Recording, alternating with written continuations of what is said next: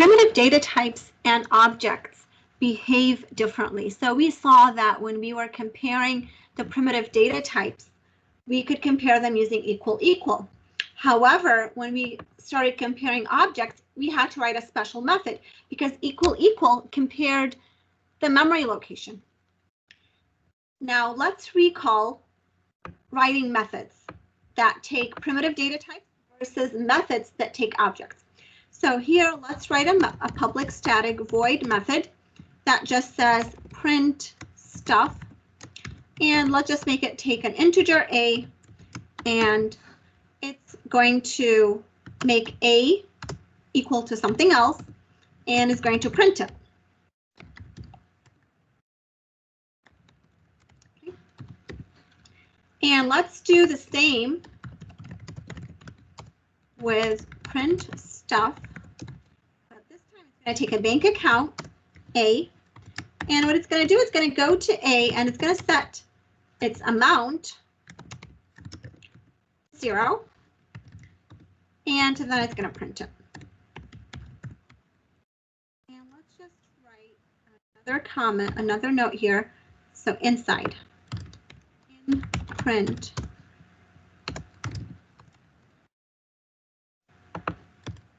so we wrote two methods, and now we want to start using these two methods. So let's create here a variable, and let's see, a, and set it equal to 10. We're going to call print stuff on A, and after, so it looks like A is in use. Let's make it AA. AA is in use. Unreachable. Oh, I'm putting it in the wrong place. This is not main. So let's go up to main. This is main. So we created a variable and we're calling print stuff on it, and we want to see what this variable has after the method has been called. Okay, so look at the print method. The print method is a bad method. In addition to printing, it's actually changing the content. Okay, so we're doing that with a variable. We're going to create a variable. We're going to call print stuff on it, and then we're going to print it to see if it actually got changed or not. And then we're going to also do the same with one of our bank accounts at A, and then we're going to print bank account A after to see if it actually got changed or not. Let's run this code and see what's going to happen. And actually, I am going to just move some code up so that we can see everything together in one place. So let's bring this up a little. And let's look at this code. Okay, so this is the code that we are interested in. We wrote that print stuff method, which is changing the int, the print stuff method, which is changing the bank account amount, and then we're using them. And let's run it and see what's happening. So here, when I call print stuff, it's going to go into print stuff. It's going to change the variable that's passed in to a 0. And then it's going to say in print A, well, it's inside, it's 0. And then when it finishes, it comes back here and we're printing after, we're printing the variable AA that we passed into print stuff, and we get that it's 10. So did the value actually change of that variable? It doesn't change. And the reason it doesn't change is because we are passing the value by, we're passing by value. What does that mean? So here in main, I had a variable called AA, and it had the value of 10.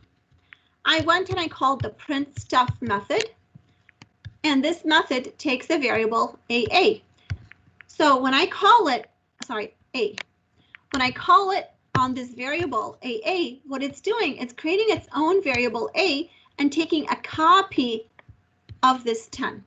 This is called pass by value. What I'm doing is I'm copying the value over. So whatever was stored in that variable in main, I copy its value. I'm copying what's in this memory location, into here. And so when print stuff sets A to 0, it is setting its own variable, its own memory location. It's not touching the variable in main. This is what's happening when we pass primitive data types to functions, to methods. We are copying the contents of the primitive data types. We are not giving access to those methods to the memory location. Okay, so this is called pass by value. I'm giving the method my value, a copy of my value. Now let's look what's happening when we call the print stuff on the bank account. So here the bank account is A. I set its amount to 0 and I print it. So the bank account inside print has name horse, amount 0. And then after I'm done, I print what it is afterwards inside main. And I find that afterwards inside main, the amount has also been set to 0, even though it was not 0 at the beginning. It was 50. Okay. If you want to verify that it was 50 before, you can kind of just copy this print line and say print it before, just to make sure that it was 50. It wasn't 0 to start off with. And we find that it was 50, and inside the method, the amount was set to 0, and in main, I see the change. So why is it that main is seeing the change that this method did? And the reason is objects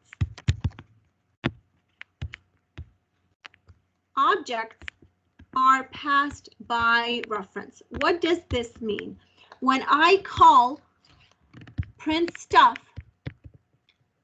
on an object, objects are big. Okay, so if I had to copy every single thing, every single variable in the object, that would be expensive. And so what happens is that the address of where this variable lives is what's getting copied. So this lived at memory location 202 in RAM.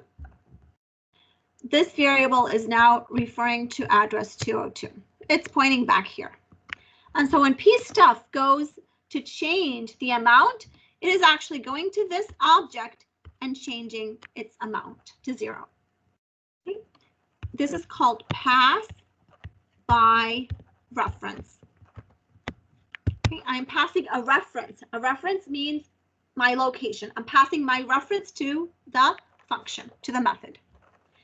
So this is good because if you want to change an object, you just pass it to a method and the method will change it for you.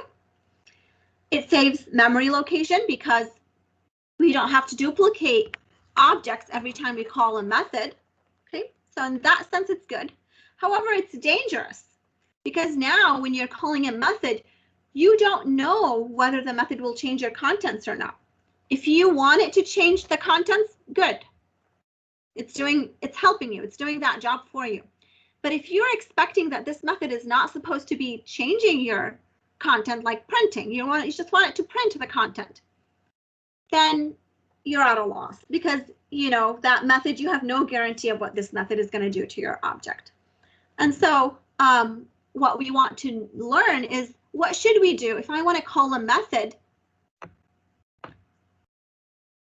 before giving it myself? So in addition to writing the constructors that we've learned to write, the no args constructor and these different constructors, there's another constructor called the copy constructor that we want to learn how to write. And the way the copy constructor works is that it takes another object as input. Okay, and so basically you want to construct an object out of another object. You want to create a copy of this other object. And so I can say my name equals to other.name. I want to say my account number, account amount is equal to other.amount. And maybe I also want to, copy over the ID. So I also want to say account ID, account number, account num equal to other.account num. So basically, I will copy the information over. So here, before I start calling the print stuff, I'm going to create a copy of A. So I'm going to say copy A equal Notice I'm using it the same way that I would usually use the constructor, but here I will give it the object. So I pass in the object, and this will create a copy for me. So when I create a copy of A is not going to get changed. Copy A is going to get changed, but A will remain the same. So here I run it. A used to be 50. What's actually getting changed is copy of A, and so A remains unchanged. So this is called the copy constructor. It is a safe way for you to pass in methods. So if you have a method that you want to call on an object that you have and you're unsure about this method, you didn't write it yourself, just to be on the safe side, write a copy constructor and pass this method a copy of you so that you are sure that this method will not change the contents.